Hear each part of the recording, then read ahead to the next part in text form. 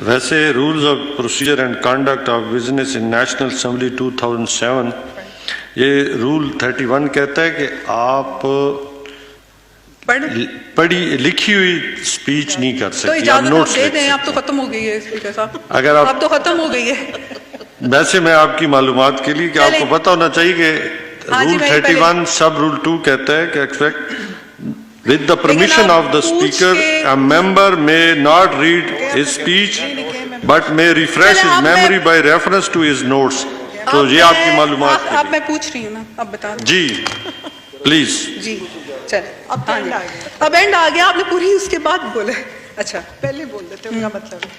جس دیس میں آٹے چینے کا بحران فلک تک جا پہنچے, جس دیس میں بجلی پانی کا فقدان حلق تک جا پہنچے, جس دیس کے ہر چوراہے پر دو چار بھکاری پھرتے ہوں, جس دیس میں روز جہازوں سے امدادی تھیلے گرتے ہوں, جس دیس میں غربت ماؤں سے بچے نہ لائی ہو, جس دیس میں دولت شرفا سے ناجائز کام کراتی ہو, جس دیس کے عہدے داروں سے عہدے نہ سنبھالے جاتے ہوں, جس دیس کے سادہ لو انسان وعدوں پر ہی ٹالے جاتے ہوں, اس دیس کے ہر ایک حاکم کو سولی پہ چڑھانا لازم ہے.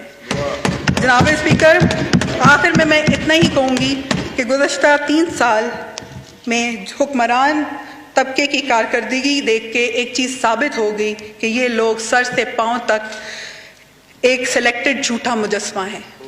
پاکستان زندہ باد. Thank you. جی علی محمد خان صاحب جی پارلیمنٹری. اور جہاں میری بہن نے کچھ شعر پڑھے ہیں تو ایک 2-3 شعر میں جو میرے اپنے ہیں.